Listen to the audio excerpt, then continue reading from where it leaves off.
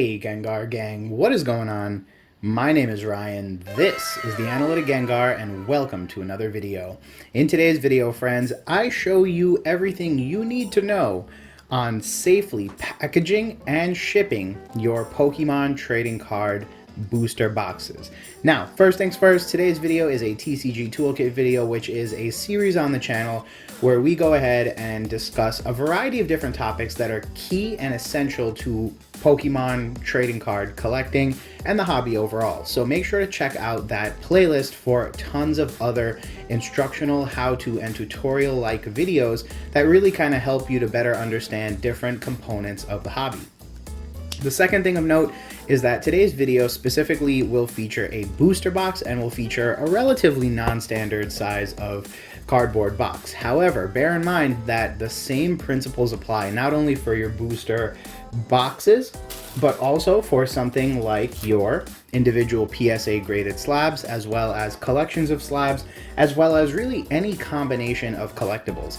Today's video, although specific to booster boxes, will try to focus on fundamental principles that you can take and apply to a variety of different scenarios throughout your experience with the hobby. So I do hope that today's video gives you a pretty solid indication of how to go about collecting and how to go about working with, collectibles as you're shipping them. So without further ado, let's go ahead and get started talking about this particular method. So this is my method, and of course that comes with a disclaimer. Obviously, it's not the only way to properly ship and package a booster box, but I will say a couple of things. One, as of the time I'm recording this video, I have never had an issue with the way that my items are packaged, the way they're received, and damage when they arrive to the buyer. If you look back at my personal history of buying and selling, particularly selling, I've never had an issue with my packaging, and I take a lot of pride in that. The second thing is that I prioritize the idea of functionality. So what I really strive for when I try to ship booster boxes is not only making sure that they're protected, but I also don't want to spend $1 million protecting this thing, because every dollar that I make, I want to put in my pocket. And shockingly, that shouldn't be a surprise to many individuals. Any successful seller will want to maximize the amount of profit, and oftentimes that comes at the expense of shipping material. With that said, you shouldn't skimp on your shipping, and that's not at all what I'm saying in today's video.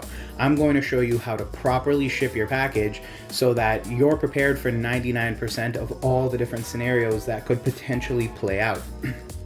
All that said, I'm not going to teach you how to put dry ice in the box so that you can temperature regulate the shipping so that it's not exposed to heat, because unless you're planning to ship to Mars or Jupiter, I can't see a situation where that plays out. So bear in mind that the shipping method discussed today is really going to focus on overall practicality, cost effectiveness, and efficiency. And all of those things are very key and critical to the way that we ship booster boxes. So, with that said, first things first, let's go ahead and just briefly discuss the law of diminishing returns, which actually applies to shipping Pokemon cards. As you can see, this booster box is a relatively fragile and delicate thing, and so it's really easy to fall into the trap of thinking that you need to, package this thing up crazy well.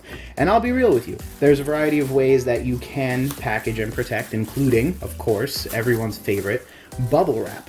But here's something that not a lot of people tell you. This is probably going to be enough to keep your booster box safe during shipment. This, some tape, and a good box is probably all you need. This is probably doing a little much. But I mean, hey, if you have some spare, bubble wrap, might as well do it. The thing is that the first layer of bubble wrap that I put on this box is probably enough to get it anywhere in the continental United States. So if you're shipping to the lower 48, the first layer of bubble wrap was probably enough with some newspaper stuffing the corners. This is a bit much. Now, if I go ahead and let's just hypothetically say, wrap this in another layer of bubble wrap, there's a couple of things to bear in mind. This is where we begin to see the law of diminishing returns play out in a real-life scenario, and there's a couple reasons for that. The first is that realistically, the most protection that we derived, about 90% of the protection, or about 90% of all possible scenarios that play out, are probably covered and adequately addressed by that first layer of bubble wrap. The second layer of bubble wrap probably gets us to about 99% of all the different scenarios. Let's just say that, this box ends up getting really banged up during shipment. Well, in a situation like that, that second layer of bubble wrap really helps. The third layer of bubble wrap probably addresses about like 99.1%. And so that is a really important fundamental principle when you're packing and shipping items, is that there are certain layers of protection that are very, very necessary, like that first and second layer of bubble wrap in this little analogy, but the third layer of bubble wrap is superfluous and honestly comes at a legitimate cost. While I don't think there's a way that you can overprotect your booster box, and obviously this is very well protected now, the one thing I will say is that look at the depth of this box now. This is now a significantly larger package, and it isn't packed in a way that is very efficient. As a result of this, you may be forced to use a bigger box, and of course there's additional weight here that you also have to bear in mind when you consider how you're shipping your items. So taking into consideration the law of diminishing returns, the way that I usually ship takes into account not only the amount of waste that we're going to introduce using all these extra layers of bubble wrap, but also hopefully addresses the concern that, hey, because of the way I ship, I'm going to inadvertently drive up the cost of my shipping. Like I said, at the end of the day, I'm a seller, and any logical seller is going to take every step necessary to make sure that the items you purchase get to your location safely, but at the same time, balancing the idea that I'm going to make sure that this booster box also doesn't cost me an arm and a leg just to get where I need it to go. So that is one of the key fundamentals here, and believe it or not, it's something that you need to be very cognizant of. The way that I always think about it is, as long as you follow the methodology that I'm going to outline in the next part of this video, you should never really be in a situation where you underprotect a package. So now that you hopefully have a really good idea of how the law of diminishing returns plays a key role in the way that we package and ship, let's go about talking about how to adequately protect your Pokemon cards while being shipped. Sellers, please pay special attention, but also if you're a buyer, it never hurts to set your expectations with your seller. Message them, tell them, hey, are you taking adequate steps to protect my purchase? Are you, following the, video that the Analytic Gengar made? Although it's not necessarily, going to be the most viral thing or the most sexy topic in Pokemon at any given point, what I will say is that videos like this are a great way to just point to a seller and say, hey, if you don't know, here's a good example. So with all that said, let me introduce you to my three-part methodology for packaging booster boxes. And again, like I said, this also goes for things like this PSA slab, as well as tons of other collectibles, tins, ETBs, anything that you want to protect. This is a great way of following it because I haven't made it specific to a booster box. So the first step in my methodology is a protective layer. The protective layer is simply meant to keep the surface safe, keep the seal intact, and prevent any further damage to the surface of the item you are shipping. In this particular case, you'll notice that I have a protective plastic sleeve. This is a semi-rigid soft sleeve that is protecting the actual surface of this booster box. As a result of that, if I try to take a fingernail and kind of go at this, or if I take something like a sharp serrated edge and try to cut, what you'll notice is that the plastic is completely and totally safe. So the seal on this booster box is protected from this. I will note, this isn't watertight, right? So here is, a very clear possibility that water can slip into this. So there's a variety of ways that I usually establish a protective barrier. If possible, I'll use something like this, semi-rigid case to kind of hold it in place. I don't like shipping an acrylic because there is a slight possibility that the acrylic will break and will therefore effectively just become shrapnel in the box. The thing with acrylic is that if it breaks and turns into shards, those shards can tear up the seals on a booster box very, very quickly, and that is definitely not something that you want to happen. So I usually don't ship an acrylic unless it is a request, and even then I may ship it either in a separate compartment or wrapped separately and shipped perhaps even in a completely different box, just to prevent the possibility of any type of major type of damage. Of course, one of the classic options when it comes to protective layers is bubble wrap, right? You simply place your bubble wrap on the item, wrap around, and there you go. It's kind of like a Christmas gift at that point. You can just kind of do something like this and get some nice little, you know, seals going on the corners. And there you go. You have a really well surface protected booster box. The next thing I usually advocate is taping this down. So you can just grab some tape like I am right here, and you can go ahead and tear a little piece off and go ahead and tape it down. And then you can go ahead and just repeat that process with the other side of this box. And this creates a really nice protective layer around the box. Again, at this point, it's kind of redundant in my particular case because I do have a hard plastic cover over it. But if you notice, now even the protector is protected. Similarly, with something like this, right? With PSA cards, we'll usually buy a sleeve to put over this thing. And so even though the acrylic slab is in theory a protector, I don't know why I said it like that, we usually put a sleeve over it to prevent the acrylic from getting slabbed or scratched in any way, shape, or form. Similar concept right here, right? So this is now really, really protected. This is good surface layer protection because in 99% of all cases, this thing isn't getting scratched, this thing isn't getting cut up, and that's what we really want, right? So that is my first sort of methodological step along the packaging process, is surface layer protection. Next up, we have the cushion layer of protection. And for this, I'm actually going to put this off to the side and bring the box into view. Now, this box is a 8 by 8 by 4. So all that means is that it's a perfect square, 8 inches by 8 inches, and then it's actually 4 inches deep. So if I were to take the booster box and place it in, you'll notice that I now have the ability to close up the ends and seal this tight. The problem is you don't want to ship just like this. The problem with this type of box is that you'll notice two things. We have this void space, and then obviously we want to have some additional protection on the box because, as I was mentioning earlier, while we're probably covered for like 80% of all things that could possibly go on with this box right now in this particular case, we do want to get up as close as possible to 99% without really kind of going out of our way to do the absolute most. So in a situation like that, what I typically recommend next doing is keeping in mind the dimensions of your box, working to get another layer of something like bubble wrap around your box. So here's a really good example of how this is going to work. Similarly to the last one, here is some additional bubble wrap that I have.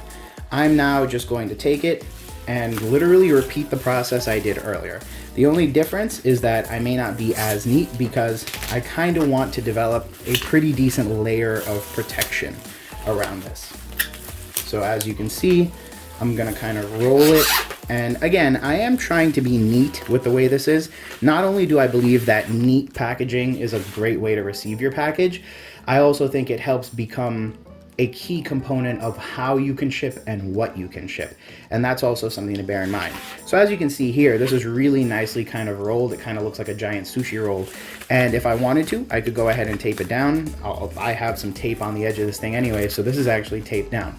Now if I take this and place it into my booster, into my shipping box, I can just lightly tuck those areas in. And all of a sudden, you'll notice that isn't moving at all. And that's actually pretty cool because that now segues into the third layer of protection that I usually try to account for, and that is called filling the void. The void is any area of the box where after you have finished applying your cushion layer, you have some blank space. So for this, you have a couple of options. We've been using a lot of bubble wrap in this video, and so in theory, you could grab some more bubble wrap. You can kind of do something like this, and you can just kind of like chalk it in there. And as you can see, that fills the void really, really well. Bubble wrap does a great job of kind of doing this. One thing I will say about bubble wrap, obviously it's made of plastic, and that means that it can oftentimes be difficult to be biodegradable, or it can be hard to recycle. And so I usually don't advocate filling void space because you're introducing a lot of waste that really doesn't need to be there. At the same time that you're considering using something like bubble wrap, you could really consider using really anything in terms of paper, like any type of paper-based product. For example, a sheet of white paper will do a great job. And the best part of paper is that it crumples really well, it fills the space really well, and again, provides a nice layer of void protection. Alternatively, things like newspaper, things like circulars are all great options. And the best part of all is that something like this can be taken out and either reused in future shipping, or alternatively, it can just be recycled in a paper bin. So there's always a real benefit to doing things that way, and that's that at least we can try to reduce some of the impact we have on the environment as a hobby. Alternatively, there are these new fancy types of bubble wrap. I don't really want to call it bubble wrap because obviously bubble wrap is a very small bubble, as you're clearly seeing on screen right now. These are more like giant air pockets, but what I've loved about these is that couple things. As I was just saying, reduce, reuse, recycle. Obviously the stuff is recyclable. The other thing is that as you fold it, the bubbles kind of protrude a little bit more. So now if I go ahead and jam this in there, you'll see that it fills the void really, really well. And there you go. One piece really kind of seals this box in really well. And this box is not moving anyway. I can't feel any type of movement in this as I shake it around, which is a very good sign. So something like this is a great void filler. And more importantly, again, very easy to get. I don't recommend going out and buying this stuff. When you order stuff from Amazon or many sellers online, they will use something like this to similarly fill the void. Another type that I have is like this. These are really big, but obviously you can just kind of jam one in there. And these are actually serrated, so you can actually even tear these off as you need, like so, and just use this one in the situation that you need it to be in. And as you can see, I can very clearly still fold the box, and same concept applies, not feeling any kind of movement or sloshing around. Some additional tidbits. So when it comes to filling the void, you really just want to stop this box from doing this during shipment. As you can see, we basically took away its ability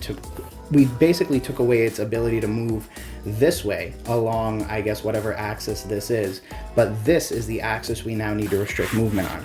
Depending on the size of your box, you may have to account for both sides. And again, different types of stuffing material will work in different ways. In this particular case, I was lucky because the tails of my cushion material, the bubble wrap, also worked to help fill some of the void. In some situations, it may be so slim that you need to like get a piece of paper in there. And in other situations, you may have something like this, but it may be too big to fill in certain gaps. So that's when using a combination of stuff is actually a really good idea, because it really just helps eliminate the ability for the stuff to move.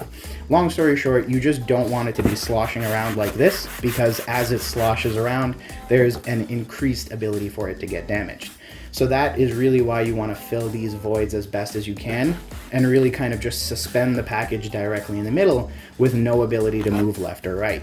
When it comes to the cushion layer, the way that I always think about it is I think about it much like a car's crumple zone. If you don't know, car manufacturers will often make certain areas out of sheet metal. And the idea is that, you know, if you're ever in a situation where the car impacts something, instead of transferring all of that energy to the cabin where the passengers are, the intention is that the crumple zone crumples, literally like a piece of paper does, with the intention of specifically absorbing most of that shock. So by the time the residual energy gets to the cabin, it's not as severe. The idea is, let's save the people in the car, and who cares about what happens to the actual car itself. The same is true technically of something like this, right? Because when this gets hit hard enough, it'll pop. The idea isn't to save this. The idea is to protect whatever this was put in between. So when we go ahead and establish this cushion layer serves a similar purpose. As you can see, it's about 3 or 2 layers thick here. And that's really just meant to stop anything from, you know, punching. And I'm just going to do something very reckless here with a $12,000 booster box. But if I do something like this, you know, the idea is that I don't know what homicidal maniac is attacking your package, but even after all of that, right? This thing just got shanked. Ta-da! Like, literally totally fine. There's one slight little nick here, didn't even make it through. So that is what a cushion layer is meant to do. Stop Ryan from shanking your booster boxes and also protect against those weird, really random things that happen during shipment that sometimes you just really can't control. Everyone say, you know, thank you for your service, you beautiful piece of paper. So with all of that said, you now have a good understanding of how to establish a protection layer, how to establish a cushion layer, and the importance of a void filler in your booster box shipping box. And again, like I said, all of these principles apply equally to PSA cards as well as other items. The only other thing left to discuss is realistically the taping situation. As you've seen, I've been using this tape to tape down any foam. And the reason I've gone ahead and done that is for a very specific reason.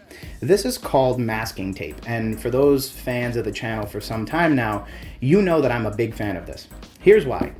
I'm gonna go ahead and do a real life demonstration right now after I clear away this murder weapon, where I just pull a piece of tape. Isn't that just a lovely sound? I love that sound. And I go ahead and take a piece of, you know, bubble wrap, right? So if I go ahead and fold this over, and then I go ahead and tape this down, what you'll notice is it's like borderline impossible to peel this off now. Like I need to either be very violent with it, which isn't a good thing, or I will need to cut this, because one of the things you'll notice is that this tape does not tear very easily. That's like literally it will deform before it tears. So the problem with tape like this is that it doesn't do very well placed directly next to a high-end collectible like this. What you will notice, however, is that masking tape doesn't behave in the same way. So here is how masking tape behaves. If I go ahead and grab a piece of this and tear it off for you, you'll see that it's still very strong. I'm pulling very, very roughly on this, but all it takes to tear it is a simple pinch and tear. So it tears very much like paper. And that's a real benefit. Imagine I just bought this box and I took it out of the container for the first time. All I have to do is literally grab and pull off. And there you go. That's all. There is my booster box, free and clear. Now imagine a situation where I had to take a knife and cut this off, but when I cut, it scratches the box or breaks the seal. Not saying I've had sellers do this to me before, and certainly not saying that, you know, there are bad people out there, although there are. But, you know, you do need to bear in mind that you need to package stuff in a great way that's safe and responsible, but also is very easy for a buyer to open up. There's always a fear of mine that one day someone would hit me up and be like, hey, you know, it was torn when I got it. No, you were probably very careless opening it up. And so masking tape is a great way to prevent that, because I can always show very clearly and demonstrate very clearly that I used masking tape, which doesn't need a knife to cut it, and anyone who does use a knife to cut it is being careless at a minimum. And then the other benefit is that it's also just very much easier for skilled buyers. So if you're an experienced buyer, you see this stuff, you know you can tear it right away, which is, again, a huge, you know, just a huge sign of relief knowing that I don't have to do surgery with this box. This is shipping tape. So this is the tape that goes on the outside of the package. This is the tape that I just showed you that doesn't tear. So you want to take very good care to know the difference between the two. And I've always said this. At the beginning of this video, I said it's important to know, you know, how to manage the expenses related to shipping, and how this particular shipping method is a great way of using resources in a smart and efficient manner. This is a good example of that. A lot of people will spend stupid amounts of money buying $20 in, you know, absurd amounts of bubble wrap and completely just use this tape and put, you know, the buyer at so much more risk of damaging the box upon unpacking.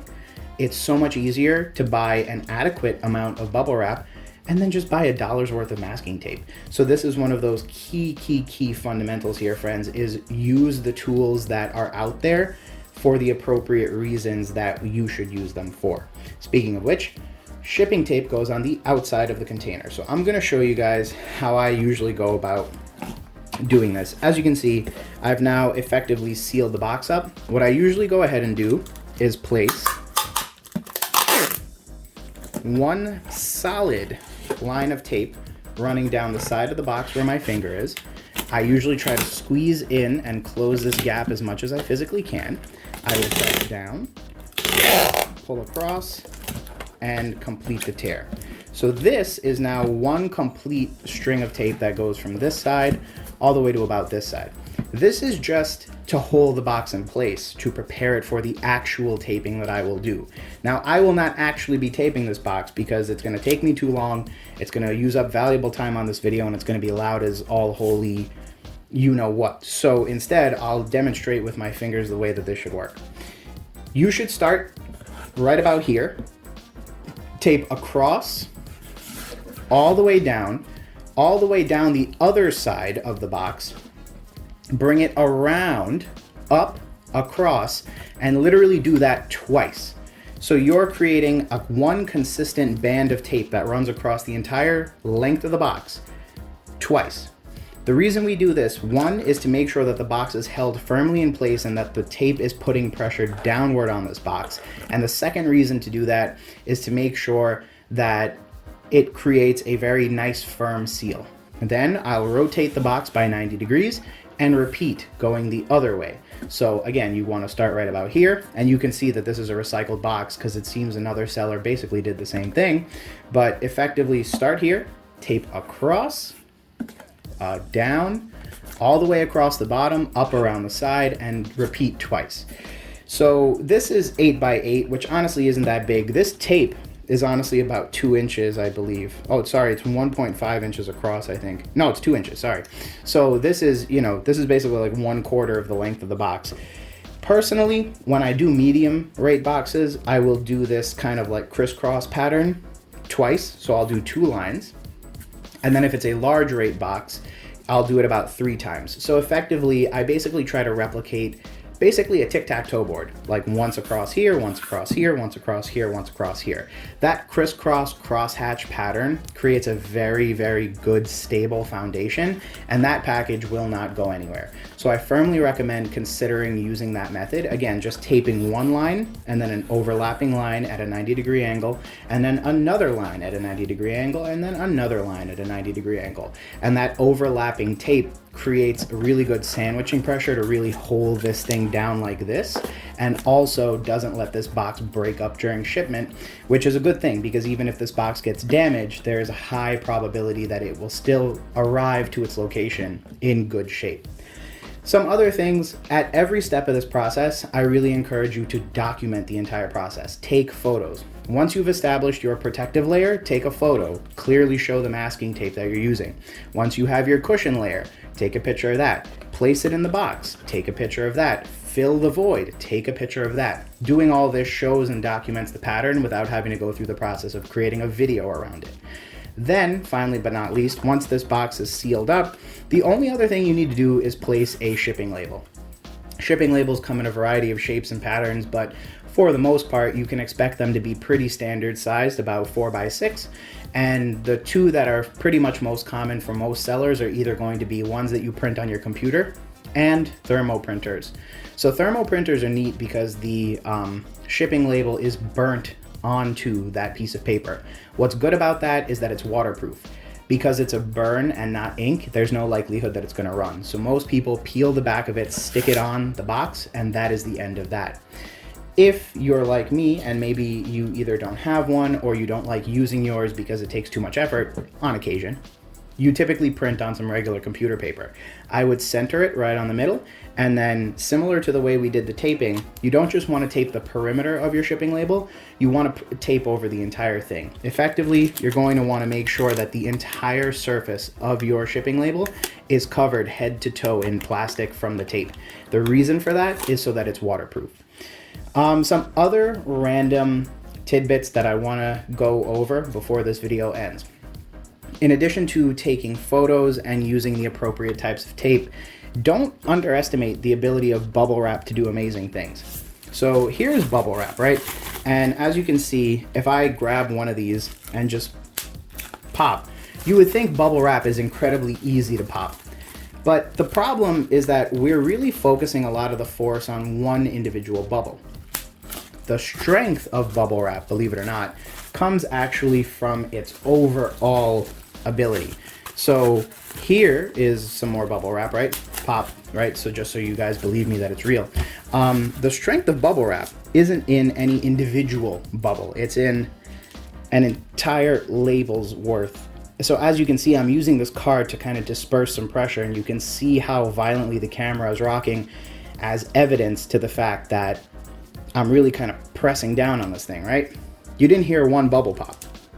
You hear crinkling, but nothing, right? But watch what happens when I take one of these bubbles and just press it down. That's the real strength of bubble wrap, is that it has the ability to disperse force over a surface and area. So imagine this on your booster box. That's the whole point. You don't want any one area of this booster box getting poked in. Bubble wrap will do a great job of dispersing the force. And again, if you ship in something like the semi-rigid, you can see that aside from some crinkling, the booster box is fine. The booster box was not compromised in any way. And if I'm willing to do this with a $12,000 booster box, you should have faith that bubble wrap is going to protect your cards during shipment as long as it's used correctly. Bubble wrap in layers, even more to the point. You know, not to do the demonstration again, but 2 layers of bubble wrap, card, push, push, push. You know, if I use this finger, I will probably get a pop here or there. But other than that, it does a really great job of kind of making sure that the force is dispersed and absorbed on the bubble wrap, not on your collectible. The only other thing, friends, that I wanted to go over in today's video, it has to do with waterproofing. So I've seen a lot of people go through the effort of taping up their shipping box, like this box, completely taped or wrapped in plastic. And I personally just don't think that's worth it. The reason that I don't think that is worth it is because, remember that scenario that I told you about where it's like we go from 99 to 99.1% of all possible scenarios and risks that this box will see along its journey? That's kind of what, you know, doing the absolute most is. Really doesn't make any sense, and it's really not practical. That is such a waste of tape that there's really no point.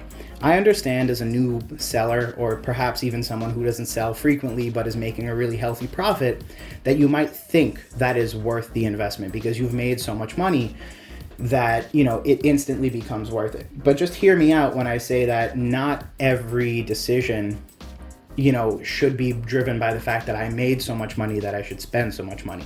Don't forget that, you know, as a seller, you have a right to put that money in your pocket because it is your profit. And so even though you want to spend a lot of money protecting the item, you only need to spend the amount of money that is appropriate to protect the item. Otherwise, you may just be creating further issues for your buyer when they receive the item, or you might potentially even be creating an unknown risk to the package in the long run. For example, if it's wrapped in plastic, it may attract the attention of a drug dog in an airport, or it might be treated as some sort of hazardous material and may be opened. So in a situation like that, you definitely want to be mindful. Personally, my favorite waterproofing material is, and probably always will be, a hefty bag. So here's a hefty bag full of code cards, but I'm just going to briefly show you guys what I mean. Just bear with me one moment. So here's technically a Ziploc bag, as you can see. This is the pretty big one. Just grab your booster box, drop it in there, kind of crimp everything down properly, seal this, bubble wrap this, and this is now not only waterproof, water resistant, but will protect your package. And guess how much this costs? Probably 40 cents if you were to buy one singularly. Go to Costco, buy 100 pack of these, you're golden for probably the remainder of your hobby. This is what I'm talking about when I say that you need to be mindful of what you're doing and how you're doing it. What's easier, what I just did on screen, or taping this entire box and hoping you didn't miss a spot that will let water in? Guess what? Both methods will probably hold up to a rainstorm if this package is left out on someone's front porch, but this is so much easier, so much cheaper, and such more efficient use of resources, that is what I want you guys to take away from today's video. There are more efficient and more proper ways of doing things, and that's what I really want to encourage. So with that said, friends, that is the complete TCG toolkit guide to shipping your Pokemon cards, whether they be booster boxes, blisters, ETBs, you name it. This comprehensive guide has hopefully given you much to think about and has hopefully given you some useful demonstrations on how to properly protect your stuff. The major takeaways that I want folks to walk away from: use your resources efficiently. Just because you made $5,000 doesn't mean you should spend $4,000 on shipping. You can use some relatively simple and easy to remember fundamentals to package your items safely, make sure they get there safely without skimping, and yet still be efficient with your resources. That's the main thing. Of course, when it comes to the main methodology itself, you want a protection layer, you want a cushion layer that's going to absorb and behave very much like a car's crumple zone, and you want void filler to help reduce the ability of the booster box to move around in your shipping box. After that, it's really just a matter of using the crosshatch pattern on the box to secure it and make sure there's adequate force holding it closed as well as holding it together.